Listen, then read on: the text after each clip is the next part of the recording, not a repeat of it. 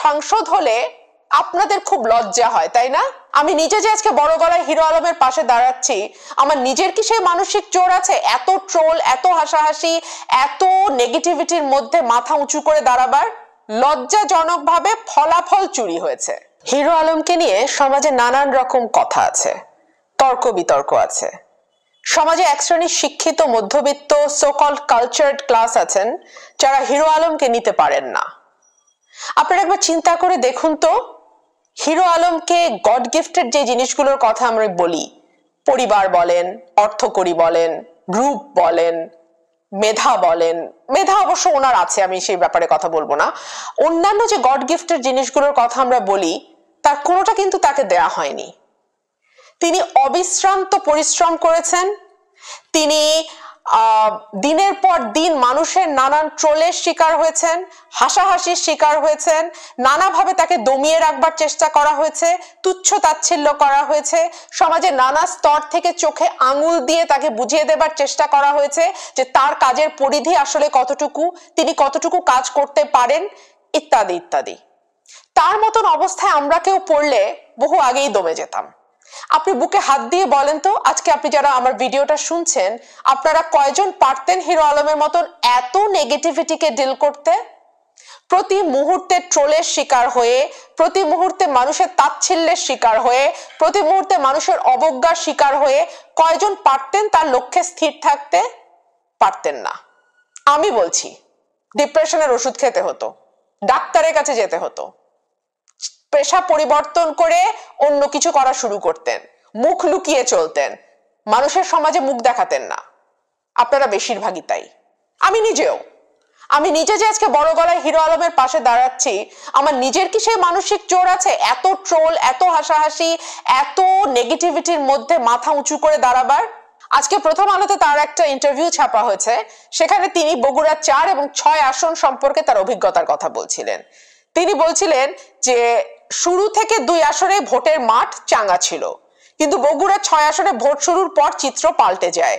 অনেক কেন্দ্র দখল করা হয়, আমার নির্বাচনী এজেন্টদের বের করে দেয়া হয়, মারধর করা হয়, রিটার্নিং কর্মকর্তাকে অভিযোগ করেও কোনো প্রতিকার পাওয়া যায়নি। সার্বিক পরিস্থিতিতে বগুড়া সদরে জয়ের আশা আমাকে বাদ দিতে হয়েছে। সেখানে পরিকল্পিতভাবে আমাকে হারিয়ে দেওয়ায় জামানত বাজেয়াপ্ত হয়েছে, তার এজেন্টকে বের করে দেওয়া হয়েছে, তাদের মারধর করা হয়েছে, নানান রকম ভাবে ভোট জালিয়াতি হয়েছে এবং যার ফলাফল হিসেবে তিনি বগুড়া 6 আসন বা সদরে জামানত হারিয়েছেন। তবে বগুড়া 4 কাহালু নন্দীগ্রাম আসনে ভোট সুষ্ঠুভাবে হয়েছে। দেখুন, তিনি কিন্তু একবারও বলেননি যে কাহালু নন্দীগ্রামে কোনো রকম কোনো কারচুপি হয়েছে বা ভোট জালিয়াতি হয়েছে। তিনি পরিষ্কার বলেছেন কাহালু নন্দীগ্রামে ভোট সুষ্ঠু হয়েছে। তো ভোট সুষ্ঠু হলে তিনি হারলেন কেন?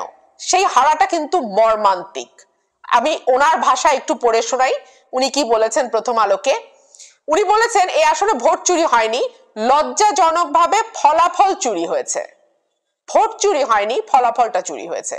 ভোটাররা স্বতঃস্ফূর্তভাবে কেন্দ্রে গিয়ে আমাকে বিপুল ভোট দিয়েছেন, কিন্তু তথাকথিত শিক্ষিত কর্মকর্তারা আমার মতন অশিক্ষিত মূর্খ ছেলেকে স্যার ডাকতে হবে, এতে তাদের মান সম্মান থাকবে না। শুধু এই কারণে মুহূর্তের মধ্যে ফলাফল পাল্টে দিয়েছেন। এবং এখানে তিনি যেটা অভিযোগ করেছেন সেটা হচ্ছে যে কেন্দ্র ছিল 1 থেকে 49 পর্যন্ত, এর মধ্যে 1 থেকে 39 পর্যন্ত কেন্দ্রের ফলাফল খুব সুষ্ঠুভাবে ঘোষণা করা হয় এবং 1 থেকে 39 পর্যন্ত কেন্দ্রের যে ফলাফল ছিল তাতে হিরো আলম এগিয়ে থাকেন এবং তিনি জয়লাভ করেন 1 থেকে 39 পর্যন্ত। কিন্তু শেষের যেই 10টি আসন, 40 থেকে 49 পর্যন্ত যে 10টি আসন, সেই 10টি আসনের কোনো ফলাফল তারা কেন্দ্রভিত্তিক ঘোষণা করেনি, বরং তাড়াহুড়ো করে হঠাৎ করে সেখানে আরেকজন যে প্রার্থী জাসদের AKM রেজাউল করিম, তাকে মশাল প্রতীকে বেশি ভোট দেখিয়ে জয়ী ঘোষণা করে। হিরো আলম কিন্তু পারলে এখানেই থেমে যেতে পারতেন, আর কেউ হলে হয়তো এখানেই থেমে যেত, কিন্তু না, তিনি দৃঢ়ভাবে বলেছেন তিনি হাইকোর্টে যাবেন, তিনি মামলা করবেন এবং তিনি দেখে নেবেন যে এই ফলাফলে আসলে কি ধরনের কারচুপি হয়েছে। হিরো আলমের সাংসদ হওয়া নিয়ে এক ধরনের নাক সিটকানো ভাব আছে কালচার্ড মধ্যবিত্তের। তারা ভাবে এই জায়গাটা কেবলমাত্র তাদের দখলেই থাকবার কথা। জায়গাটা কি আসলেই তাদের দখলে আছে?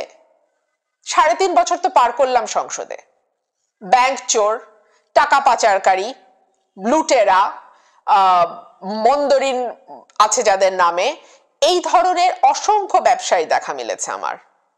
এই 3.5 বছরে আমি একজনকেও দেখিনি যিনি সত্যিকার ভাবে সাংসদ হয়ে উঠবার জন্য কাজ করছেন। আমাদের কনস্টিটিউশনে তো কোথাও লেখা নেই যে অমুক অমুক পাশ হতে হবে সাংসদ হতে হলে, শুধু বয়সের একটা সীমা দেয়া আছে এবং জাত বাংলাদেশি হতে হবে, অপ্রকৃতিস্থ হলে হবে না, আপনার দেউলিয়া হলে হবে না। তো হিরো আলম তো অপ্রকৃতিস্থও নন, দেউলিয়াও নন, তিনি তার যে বয়স 25 বছর সেটাও তার হয়েছে।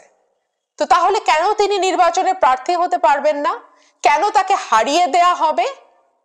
হিরো আলম সাংসদ হলে আপনাদের খুব লজ্জা হয়, তাই না? আর হিরো আলমকে হারিয়ে দেয়া হলো যে লজ্জাজনক ভাবে, শুধুমাত্র কালচার মধ্যবিত্ত শ্রেণীর মন রক্ষার জন্যে, সেটা লজ্জাস্কর হলো না? তাকে যে চুরি করে হারালেন সেটা লজ্জাস্কর হলো না? জনগণের রায়টাকে যে আপনারা ঘুরিয়ে দিলেন সেটা লজ্জাস্কর হলো না? নিজেকে প্রশ্ন করুন।